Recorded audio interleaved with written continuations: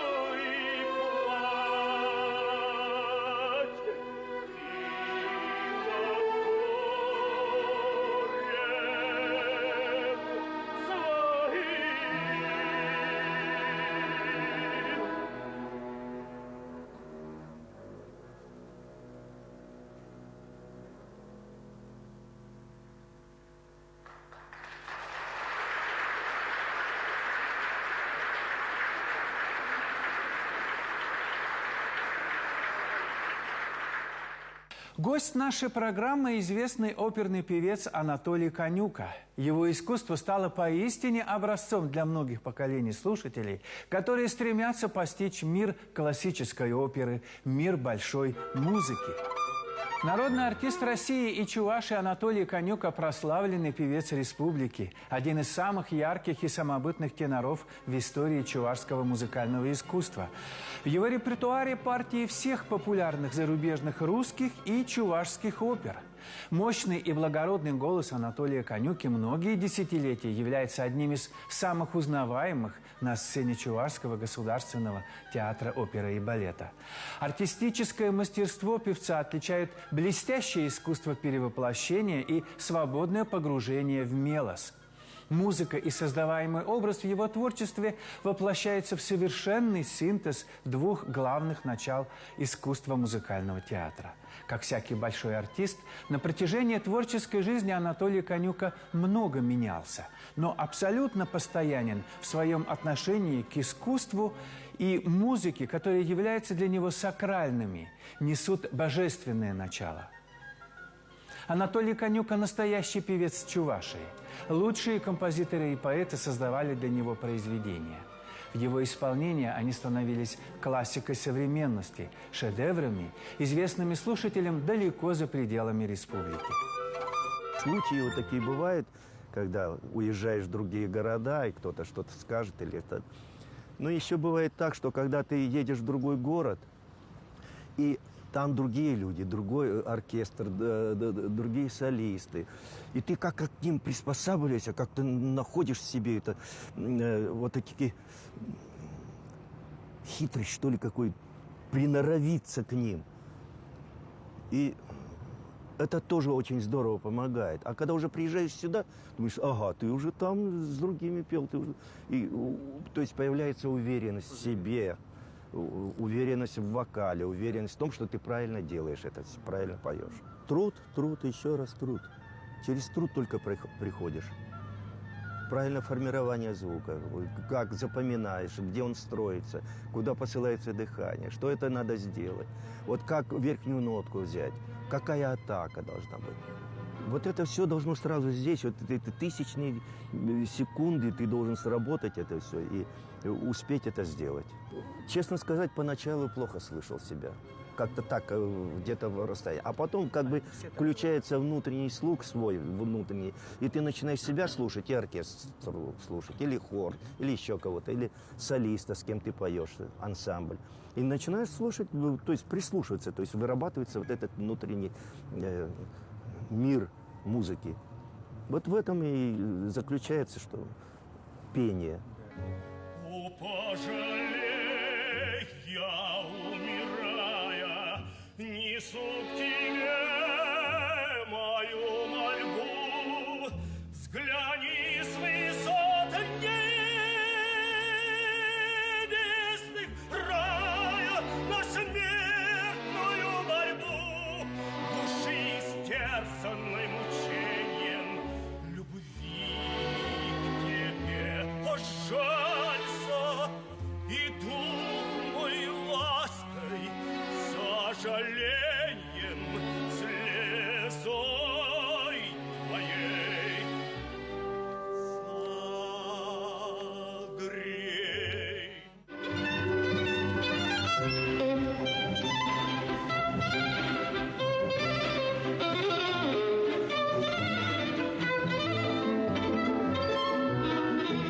Одно из удивительных качеств Анатолия Конюки в искусстве – способность меняться. Его профессиональное убеждение можно определить как совершенствование в процессе развития. Связано оно с огромной трудоспособностью певца, который замечает все, кто рядом с ним. Анатолий Конюка трудится самоотверженно и одновременно наслаждаясь любимым делом. Когда я закончил училище музыкальное во Владивостоке, поступил в Институт искусств. И я первый год, значит, пел баритоном. Вот. А мой педагог Александра Гавриловна Простякова сказала: «Толя, я слышу в тебе тенора, давай будем делать тебя тенором». И еще помимо этого у вокалиста должна голова быть. То, что педагог объясняет, это надо воплотить. Там все может быть, все. Поэтому на протяжении вот скольких лет она мне делала, да, я никогда не срывался. Это честно говорю, никогда. Не было никаких тиксов, не было ничего. Даже когда больной пел, и то ничего. Потому что она правильно поставила, постановку голоса сделала. И я очень ей доволен. Спасибо ей огромное. Всегда говорил и вспоминаю даже сейчас, когда я занимаюсь с солистами, тем более, когда еще в Саранске, ну и со своими занимался, я сразу вспоминаю ее слова, как там, что не навреди, сделай так, чтобы это было хорошо. У нас ярмарка была в Нижнем Новгороде, когда я закончил Институт искусств. Нас привезли сюда, в этот район, по Волжье, так сказать, с Дальнего Востока. Мы все сонные ходили, как мухи, 7 часов разницы. Но, тем не менее, это... Я спел тогда уже, пел Рудольфа, там на прослушивании. Вот. И крепкие партии спел, арии. И Важоров услышал меня, Валерий Афанасьевич, подбегает ко мне: «А ты не хотел бы у меня работать?» Я говорю: «А где это? В Чувашии, а где это?» Потому что не знакомо все это. Вот. Он: «А вот здесь недалеко, тут Чувашия, значит, Волга». Я говорю: «Ах, Волга есть. Тогда, где Волга, я поеду». И так и получилось, что я стал ведущим солистом театра в этот период. Вот. Естественно, было трудно. Естественно, только закончил, как говорится, вуз и сразу на производство.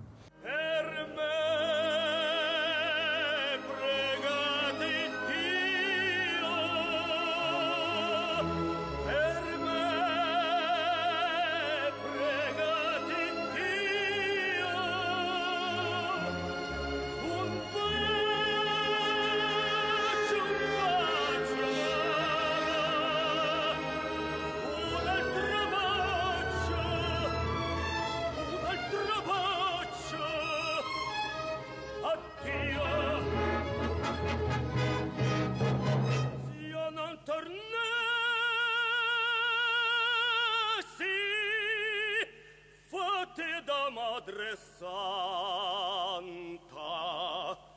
un bacio, mamma, addio.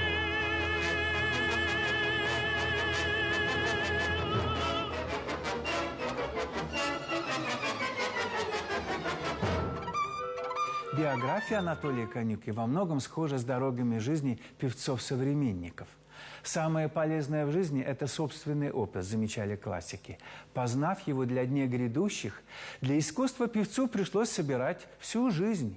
Это большое дело начал он на другом конце России, там, где родился и вырос, на Дальнем Востоке. У меня прадед шел, как тогда еще при царе давали землю на Дальнем Востоке, поселение. И вот они шли с Украины, шли на быках туда. Пришли и, в общем-то, там поселили. Да, да. И там я родился, там у меня братья, сестры. Значит, ну, мать уже там осталась, как говорится, и отец тоже там все это. Это во Владивостоке? Нет, деревня Черниговка называется. Да, в Черниговке я родился. А, ну это украинская, наверное. Ну, конечно, конечно, там же поселения украинские были. Вот. И, в общем-то, так и остался там, как говорится, осваивал специальности. Тогда в города не выпускали, паспортов-то не было, и не выпускали. Но период этот настал, когда разрешили выезжать молодежи учиться в города. Ну, вот я уехал в город Находку, там учился в строительном училище, закончил его по 6-му разряду, столяр-плотник. Столяр-плотник 6-го разряда. И, в общем-то, работал, на дальзаводе работал. А потом постепенно так вот как-то самодеятельность участвовал. И так вот перешел в русло, так сказать, пения. Да, пение. Но, тем не менее, я работал старшим производственным мастером по ремонту автомобилей еще. Поэтому это после армии уже. И так вот как-то остался и закончил училище на вечернем отделении. А потом уже поступил, как говорится, в институт искусств. Когда приехал сюда, вот это часто вспоминаю, что очень тепло отнеслись ко мне, что здорово так вот приняли меня. Вот. И сразу и первые партии стали давать. И вот, в общем, отношения замечательно. И как-то я влюбился именно в Чувашию. По-настоящему влюбился. Построил семью здесь. Жена Галина Захаровна Казанцева. Она здесь работала и работает сейчас в театре. Главный концертмейстер. Вот. С ней очень быстро учил партии, моментально. Она даже сама удивлялась, как это так, я быстро выучил партии.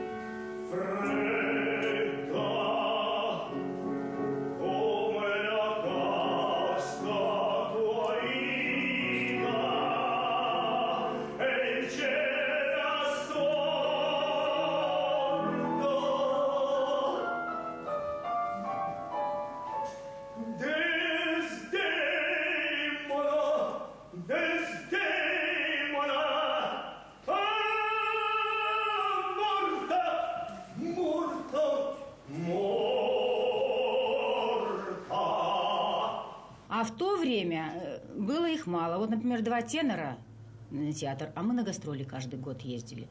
И бывало так, что в день 2 спектакля. Или каждый день спектакли. Каждый день. 30 спектаклей в месяц, и почти во всех спектаклях есть тенор ведущий. То есть он работал очень много, с огромной отдачей, причем пел все партии лирические, драматические, детские сказки самозабвенно тоже играл с удовольствием. Вот. Время было прекрасное, конечно, тогда. Это действительно профессиональный концертмейстер, с которым не только я выучиваю быстро, но и все солисты рвутся к ней заниматься, потому что она очень здорово помогает. Она и реплики дает, она и подыграет, где-то чувствует, что если сбивается, вовремя мелодию сыграет, там все это подстучит, что это скажет. Это профессиональный настоящий человек. В другой раз после спектакля идем, я боюсь даже спрашивать. Она, все нормально, все хорошо. Приходим домой, она по полочкам все раскладывает. Я говорю, лучше бы ты не говорил. Потому что все хорошо, хорошо, а потом раз это ложку дегтя, бочку. Но без этого никак нельзя. Потому что это будешь почивать на лаврах, это ничего не даст абсолютно. Поэтому критика – это тоже полезная штука. Поэтому, честно сказать, она очень мне помогала. И, в принципе, ее заслуга то, что я стал человеком.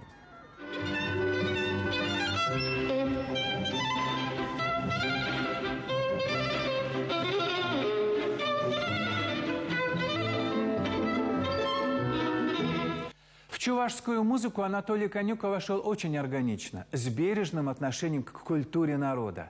Он знает и любит своего зрителя-слушателя. В нем никогда не было даже намека на менторство приезжего артиста, носителя искусства мировой классики. В творчестве Канюка всегда старается быть своим, общающимся глаза в глаза. В принципе, то, что я включился в национальную оперу, первая, «Священная Дубрава» была. Вот. Это, правда, на русском языке. Ну вот. Она мне очень понравилась. Я сразу моментально выучил и вошел в этот спектакль. То есть постановка была, не просто входил, а вошел. А в Нарспи я уже входил. Вот. И Там на чувашском. На чувашском языке. И вот после всего, вот сколько я пел, да, и Хербю тогда сказал: это твоя партия, я никому не хочу, чтобы отдавать ее, только ты пой ее. И так, в принципе, оно и получилось, что я пел пока работал в театре, я пел все время этот спектакль «Нарспи». И с огромным удовольствием, потому что мне действительно очень нравится эта история, все это историческое действо, вот, и любовь, и страдания. Композиторы не пишут опер, не пишут. Очень жалко.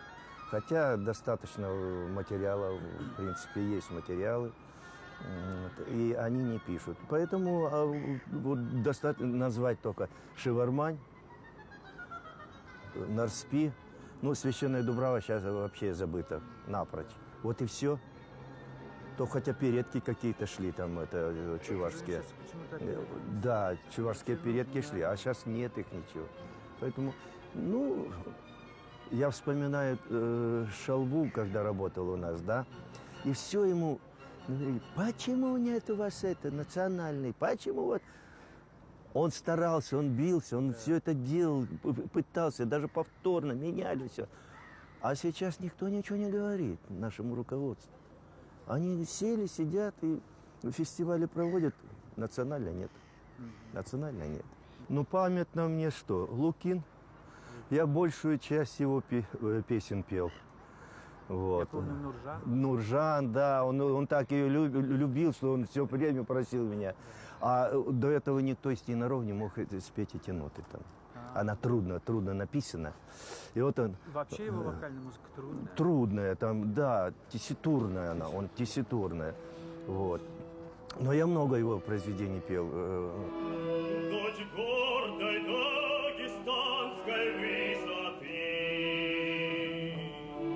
скажи, Нуржан, о чем мечтаешь ты? Мне так по сердцу горная краса, орлиный взор и черная коса. Орлиный взор и черная коса. Как всякого большого артиста и певца, Анатолию Канюку всегда волновал вопрос, как работать с голосом для того, чтобы пение стало искусством. Многое брал из собственного опыта, а когда стал воспитывать молодых, самому пришлось учиться соотносить его для учеников. Вокальная педагогика стала для него еще одним искусством. Выпускники класса Анатолия Канюки стали поступать в лучшие консерватории и театры страны. И я подготовил студентов, которые поступили впервые в истории на вокальное отделение в консерватории имени Чайковского в Москве, в Гнесинку, и одна девочка поступила у меня в Санкт-Петербургскую консерваторию. Вокалист хочет вот это спеть, вот это спеть, вот это спеть. Поэтому важно в жизни, что взяться можно, но только своим голосом. То, что дала тебе природа. И исходить от своих данных и от природы. Вот. А потом это все должно быть развитие. То есть, если когда человек правильно ведет звуколинию, ведет понимает музыку, тогда идет развитие голоса. А когда он начинает пытаться что-то сделать, да еще неправильно, он через год, два, три у него все это нарабатывается неправильно мышцы, все это состояние неправильно. То есть он как бы забывает. Да. Вот почему я и говорю, что очень нужно в театре педагог по вокалу. Обязательно, это необходимо.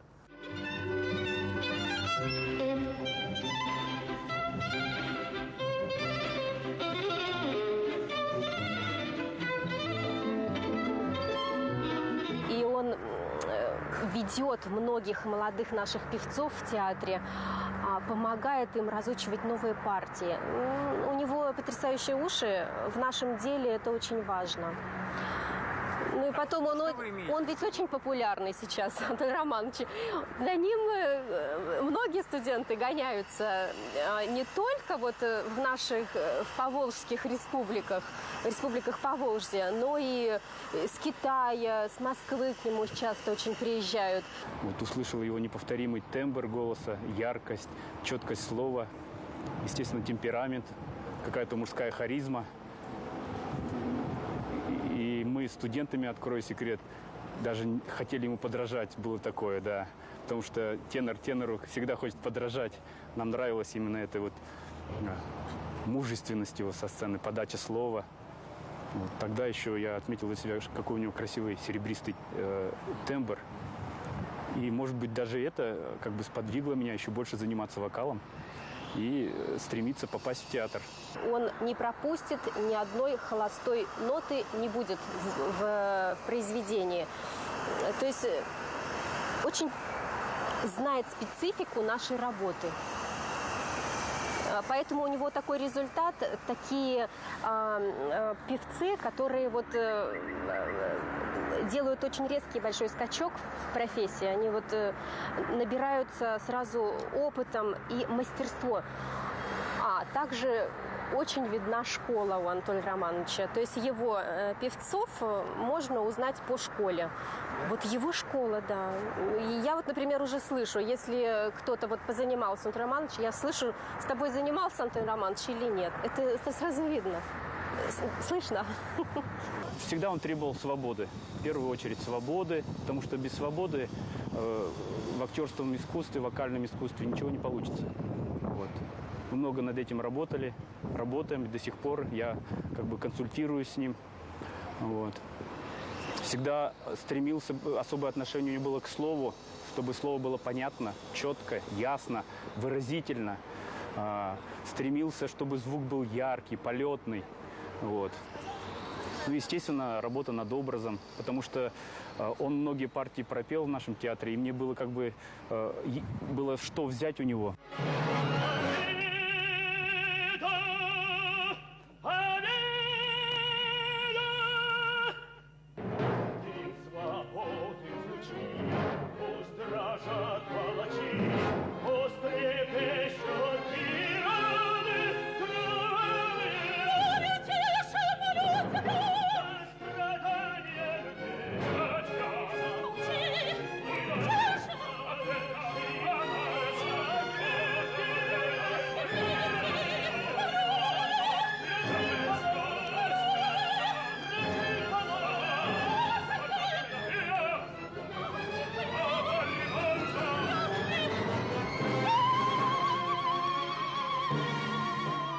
Когда я пел в Перми 2 спектакля подряд, там «Паяцы» и «Тоску», и там народный артист России подсказал мне: Толя, сделай так вот, вот попробуй так вот, сделай.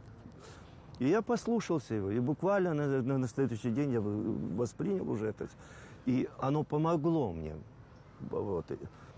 Всех слушать нельзя, но вот человек, который сам был тенором, стал баритоном.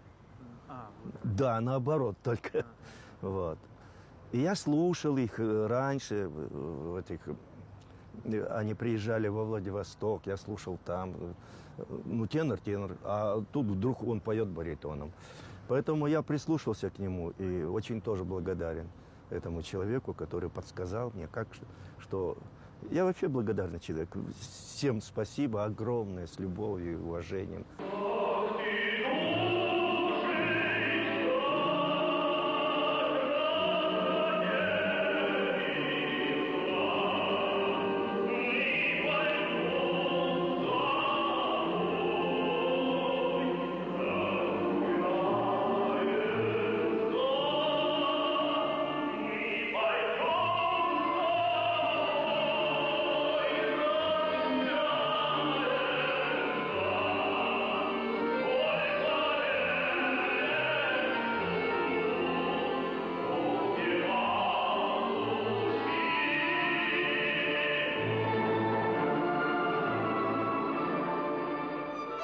отвлекаться от обыденной жизни, находить радость в общении с оперой, с искусством.